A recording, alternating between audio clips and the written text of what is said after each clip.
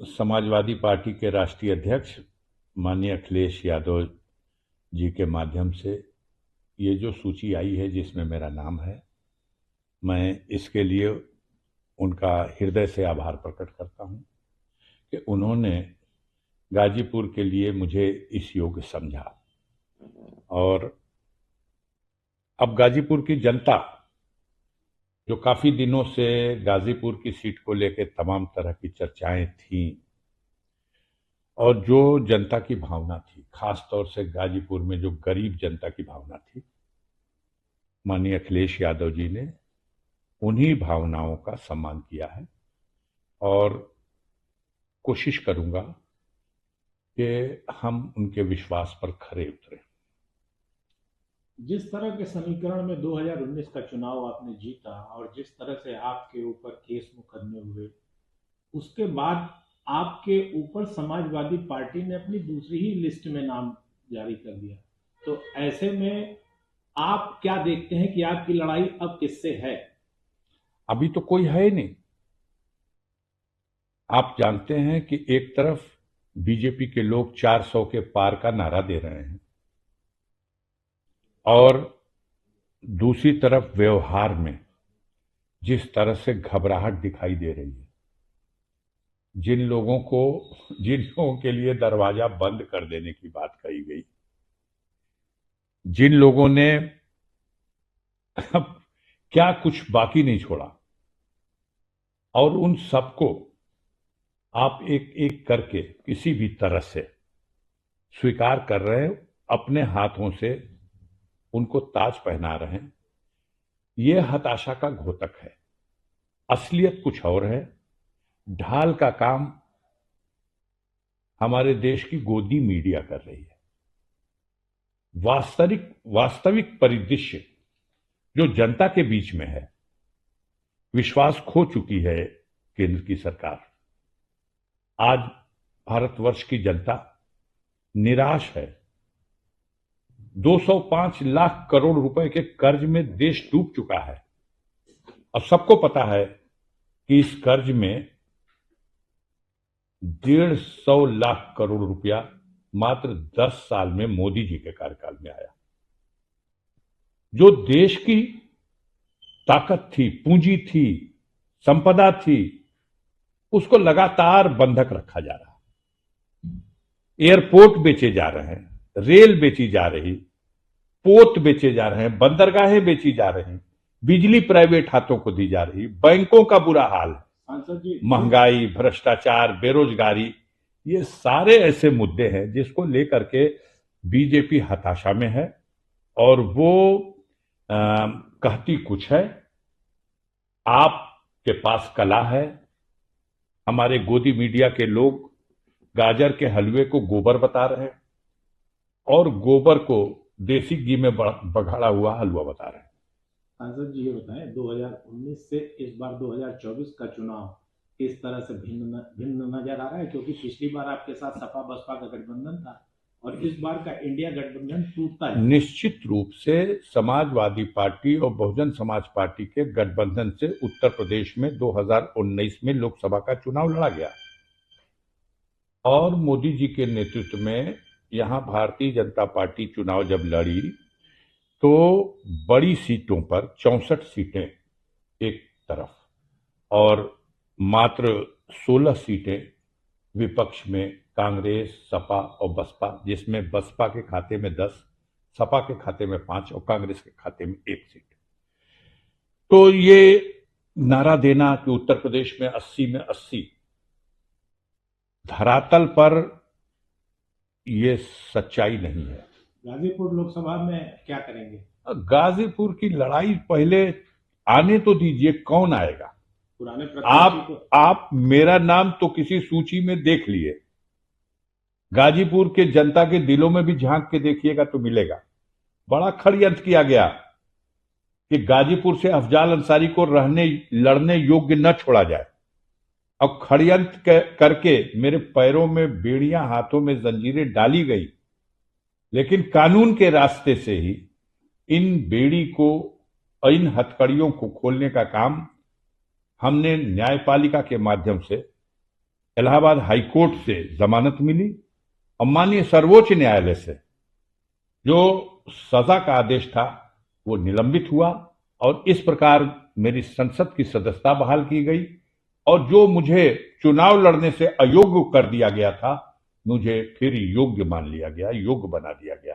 तो अब परेशान ये लोग हैं, ये कभी कहते हैं किसके खाते में होगी, कभी कहते हैं किसके खाते में होगी, कभी इंद्रलोक के मालिक फेरा लगाने चले आते हैं। लेकिन अभी भी फैसले की तलवार लटकी हुई है हाई कोर्ट में। नहीं, मैं उसके लिए सहर्ष तैयार हूं और मैं अब तक 5-6 डेट पढ़ चुकी, हर डेट पे मेरे वकील खड़े होते हैं। हमें बेसब्री से इंतजार है उस घड़ी का कि मेरी अपील का भी फाइनल डिस्पोजल हो। मैं बेदाग छवि का इंसान हूं और बेदाग ही रहना और मरना भी पसंद ये करूंगा। अंतिम सवाल, क्या पिछले प्रत्याशी मनोज सिन्हा अगर आएंगे तो चुनाव रोचक होगा, इतिहास पुनः दोहराएगा। अगर वो आए तो स्वागत है, अगर वो अपने वारिस को लाएं तो और ज्यादा स्वागत है, और अगर नेतृत्व इन परिस्थितियों से घबराता है, कुछ और खिचड़ी पकाता है, तो गाजीपुर की गरीब जनता पर अफजाल अंसारी को अटूट विश्वास है, अटूट।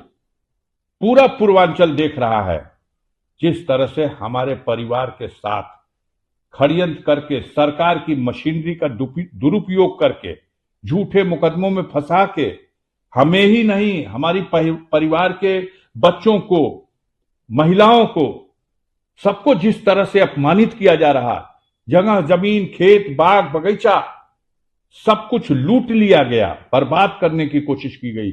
लेकिन गाजीपुर और पूर्वांचल की जनता के दिलों में अफजाल अंसारी और इस परिवार का आज है, कुछ और खिचड़ी पकाता है। तो गाजीपुर की गरीब जनता पर अफजाल अंसारी को अटूट विश्वास है, अटूट। पूरा पूर्वांचल देख रहा है जिस तरह से हमारे परिवार के साथ षड्यंत्र करके, सरकार की मशीनरी का दुरुपयोग करके, झूठे मुकदमों में फंसा के हमें ही नहीं हमारी परिवार के बच्चों को, महिलाओं को, सबको जिस तरह से अपमानित किया जा रहा, जगह जमीन, खेत, बाग, बगीचा सब कुछ लूट लिया गया, बर्बाद करने की कोशिश की गई। लेकिन गाजीपुर और पूर्वांचल की जनता के दिलों में अफजाल अंसारी और इस परिवार का आज भी सम्मान है, सहानुभूति है। पूर्वजों ने देश की आजादी की लड़ाई में बलिदान दिया है।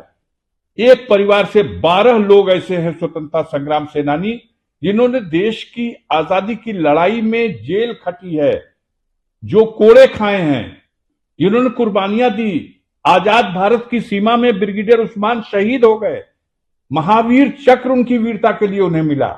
आज उस परिवार के लोगों को उग्रवादी कहा जाता है, आज उस परिवार की महिलाओं को अपमानित किया जाता है।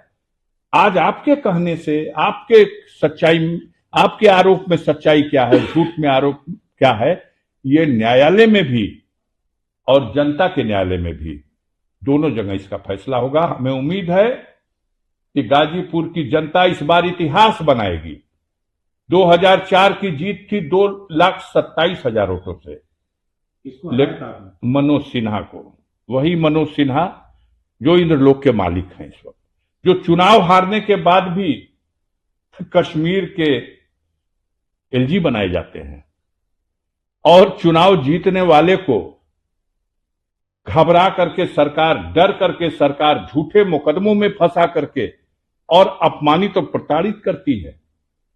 इस लायक भी नहीं हूं कि अगर ये गरीब, ये गाजीपुर की जनता अगर अफजाल अंसारी का साथ न दे तो 5 गाड़ी भी नहीं चला सकता।